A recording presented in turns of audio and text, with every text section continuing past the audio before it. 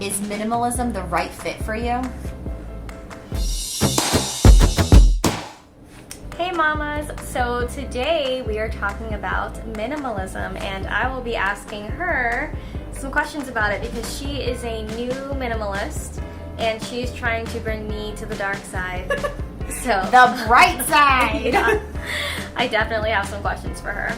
So I am on a journey to become a minimalist, and it's not something that like I embraced and I'm so loving. It's something that I desperately needed. I felt like my closets and my drawers were exploding, and I've been working on organizing our house for the past 3 years since we moved here, and I felt like I could not get it to be organized well enough where it stayed that way, where it didn't feel like they were kind of exploding every single time I would open and go into a drawer or a closet.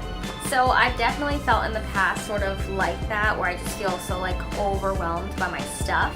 But the idea of minimalism, it's kind of like overwhelming. I think it sounds nice, like the idea of it, having less stuff to manage and being able to like get dressed easier because you have like less clothes to choose from, not having all this clutter everywhere. But I don't like the idea of getting rid of stuff because I like stuff. I completely agree with you, and it's scary. So I started with the kids' stuffed animals. I knew it was something that I personally wasn't attached to, but I also knew that it was something that they weren't quite attached to. I knew it would be easier to start with that versus like their toys that they use every single day. I knew there were stuffed animals that kind of have been sitting in this pile, not being used, so I thought it was like a good place to start practicing with them. I felt like I'm gonna be a child in this, I'm learning this whole process, so I might as well do it with my children first before I just like dive in and everybody thinks mommy lost her mind and she's just getting rid of everything. So speaking of that, how did your husband and your kids respond when you told them you were deciding to become a minimalist? Were they like on board? We've obviously donated over the years, so we've had a lot of discussions about it. So I don't think my kids were like shocked. They were just like, but what is minimalism? Like they know we've donated, so I explained that we're gonna donate, but I don't think they understood like the actual word. And so I just told them we wanna live on a lot less. And why? Why would we want to live on? Like they had questions about that. So I just answered all their questions. We did end up watching 1 or 2 videos on minimalism for them to understand the concept of it, that it's about having less, having more time to spend together, not being overwhelmed by stuff. And so I even explained to them the concept of like, you know, when you take out your toys and you guys play with them and people come over and y'all play with all the toys, and then what happens when they leave? And it like, I feel like it triggered an emotion in them where they're like, oh, and then we have to put everything away, right? Because now it's everything was taken out. And I was like, you know that feeling that you don't like? That's the feeling that I get through the house when the counter cannot stay clear for more than an hour, maybe, if that. And we would constantly reset a room, and we did, but we constantly had to do it. It never stays that way. Explaining all that to them really helped. So my husband is the one that I was concerned about. I remember telling him like I want to, and he's like, okay, like it didn't, you know, it wouldn't affect him. As we got closer to me wanting to actually like start and really dive in and really get rid of a lot of things, he was like, so you're really serious about this? Like this is legit, like decluttering and minimalizing a lot. So I don't feel like I had to push it on him. All I asked him is, can you help me with the decisions?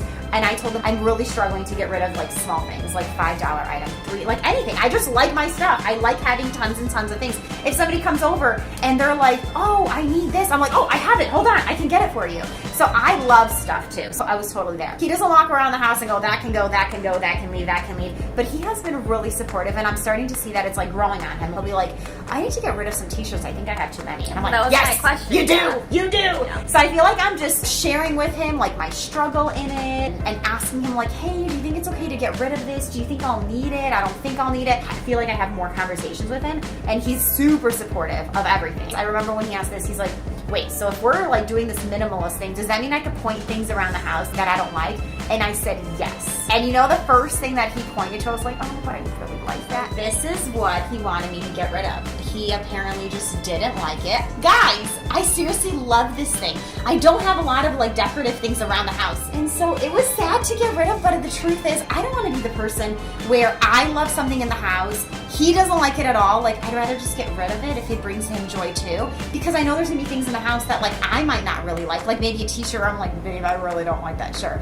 And I would really hope that we can meet halfway and be like, oh, you don't like it? Forget it. I'm not even like, it's an item. I'd rather have him be happy. It's not like I'm attached to the item. I don't want to be at that place. You know what I mean? So yeah, I'm getting rid of this. I really like it. I got good use out of it. Hopefully it'll bring joy to somebody else. That's kind of the way I'm trying to approach it. Somebody will find it at a thrift store and be like, oh, this is a great find. Just like I have found amazing finds. Okay, another thing is this. I have searched high and low for a paper towel holder. I love this thing. I always see it at our house. I'm like, oh, it's so cute. Because it covers the paper towel, but what bothered me is this tiny little amount that wasn't covered. You're like, really? Could you not have just extended a little more? We both like felt the same way, where this is such an eyesore in the middle of our counter because our sink is in the middle of our island. It just bothered both of us, but I love it. I love the color. There were so many things I loved about it, but this thing really bothered me. And so we just both agreed like it wasn't worth keeping it, because we could just tuck the paper towels away. So we literally just tucked them under the sink on a holder. It's one-handed. This wasn't even one-handed. We decided to part with it. And I needed the support though, because I know how much I paid for this, and I only got it 3 years ago.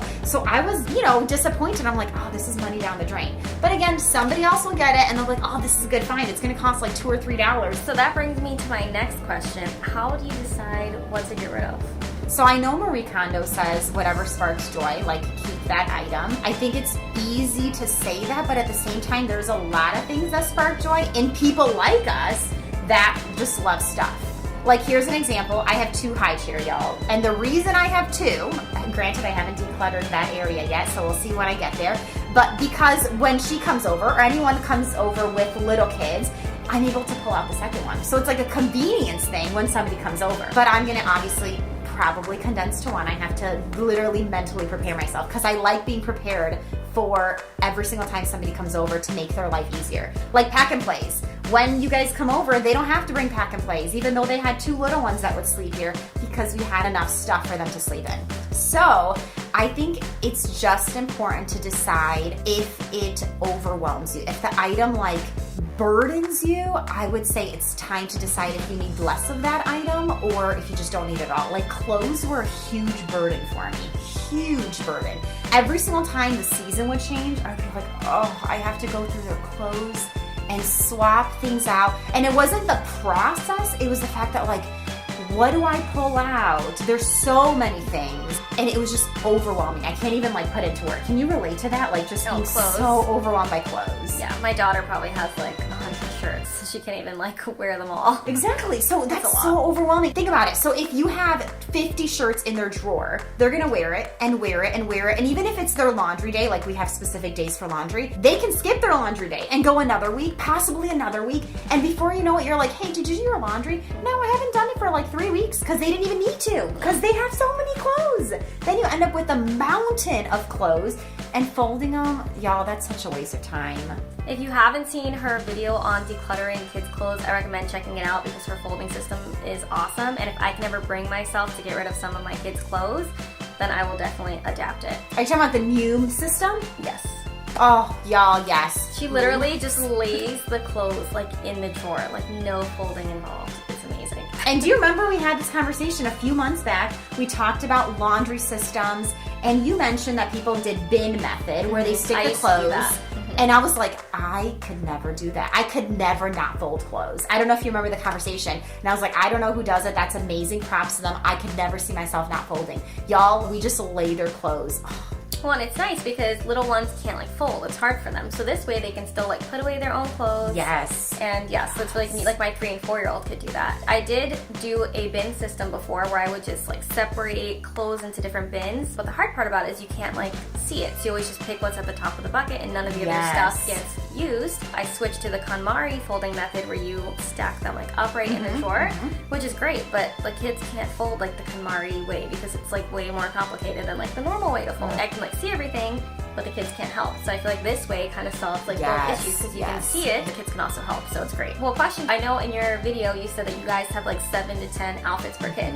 Is that per season? So like you have 4 sets of 10, or is it just like throughout the year you have 7 to 10 outfits? I would say per season, but not 4 seasons. So I kind of treat it as cold weather versus warm weather. So you have 20 sets of Ish, clothes per correct, kid. yes. I do want to add, that's the 20 that I will pull out and they wear. Do I have a few extra in the bin? Yes. Because I did not want to get to the place where that's all I have. And now when they stain a shirt, I could basically fight back tears thinking like, I just got rid of thousands of clothes and now I need to go spend $5, $10 for a shirt. Like, that's ridiculous. So how much do you keep like in their backup bins per size? I just had them pick 2 to 4 extra shirts mainly. If they had an abundance of pants, which usually that wasn't the case, then again I pulled like another extra 2 or so. Let's say long pants. I know that our cold season lasts 9 months, 8 months, a very long We live in time. Chicago, it's cold. Yeah, so long pants were like, I think I kept 12 or 13 long pants. So even in our video about clothes, I specifically named how many like long pants I kept in the bin, like total.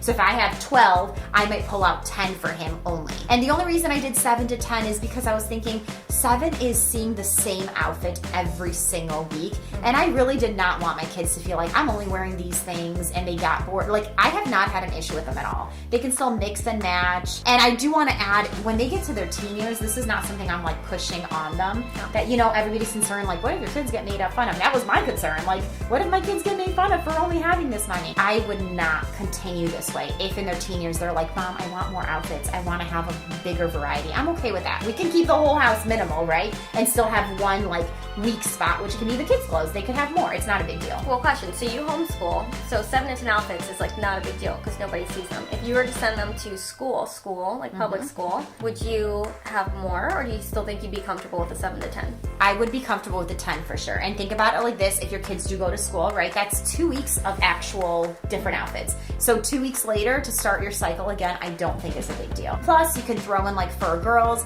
in that 10, you could even do, let's say 8 shirts or whatever, do 2 different cardigans, right? So they could kind of work with it and change it up and make it look different. So I think you get more flexibility. Yeah, I'm a neat freak, or not a neat freak, I'm a control freak. And so, especially with clothes, I like love clothes. So I like never let my kids pick out their outfits even when they ask me to. I'm horrible. I like need everything to match and like look right. You seriously sound like how I was when we started having kids. Everything's packing for a trip. I would not want them to pick their own clothes because I'm like, they're not gonna match, and I am so over that. Like, and you have no idea how much peace it brings. Like, oh, I wish I could explain how much of a control freak I was and how much I wanted things to go like my way, and this is the way we pack and this is the way we do things. And now I'm like, they got it. As long as they're not coming with like ripped things out. Like I said, I went to black leggings and jeans. And so do my kids have like things that are not black leggings jeans? Yeah. I know one has like mustardish pants, but typically we go for jeans or leggings. So they can't really mismatch. And then question for you, are you also sticking to the like 7 to 10 outfits for you when you tackle your closet? Have you not figured that out yet? I have not. So I did try the hanger method where you flip it backwards, and I didn't want to like rush through the process because obviously for adults we have even more clothes. It's ridiculous. I did the hanger method and I'm trying to figure out like what I want to get rid of. So I have a huge pile in the back of the closet, and as soon as I try it on and it's like, yeah, I just put it away, and that's my donation pile. So I want to get to 7 to 10. That's definitely the goal, but I haven't decided if I'll stick between 7 and 10 or will I actually go for 14. Would you also do like 7 to 10 like cold and then 7 to 10 hot, or would you do like more like 4 seasons type? I think I would still do the 2. I always see like Chicago weather with 2 seasons, like cold or hot. Obviously there's the in-between, but in-between usually means short sleeve with a zippy. The one thing I do with zippies is like each kid just has one zippy for that size, and that again has helped, right? You know how there's like vests and zippies and thin coat and thick coat and all different types of coats and sweaters and things. I think not falling into that also helps. Yeah, you need to not come over my house. Well, I was there, and it's so overwhelming. You're like, wait a second, we don't have a raincoat in size 4, so now I need one in size 4 because this kid is in size 4. But now they grow out of it, and you're like, wait, we're missing a raincoat in size 5, but now we need a fall coat in size 6. Like, what? Yeah, we have all those. We have a raincoat, a windbreaker, a fall jacket, like light winter jacket, and a heavy winter jacket. See, that's in every size probably. It's just so overwhelming. And think about the storage in your house, how much storage it takes for all these coats. And coats are not like these tiny little things, right? They're like bulkier. Yeah, see, I'm very, very blessed that I have huge closets and I have a lot of storage space in my house. So like to me, I'm sort of a hoarder and I have a lot of stuff, but my house looks super clean and it doesn't look crowded at all. It's So you don't harder, feel it as much. yeah, it's harder for me to like know that I need to declutter because I don't need to declutter, but I know that it would, like, for my sanity, it would help with just not having to manage my things. For sure. No, I agree. So I think when we first moved into this house, it was almost double the square footage of our old house. And I was like, oh my goodness, we have so much space. Well, you know, you start to fill that space. You start to fill that space. You start to fill it. And you get to the place where you're like, why is this not enough space? Like, we only had one child while we've been here. Why did we double in space? Then we can't fit in the space. So I think what's going to happen, and this is what typically just happens to every family, when you don't constantly keep it at a minimal or constantly declutter to, like, you know, keep things under control, you start to fill your space. So you will probably reach that place where you're like, it just feels like we need a bigger house. And to realize you don't need a bigger space, you just need less things. Yeah. You'll get there.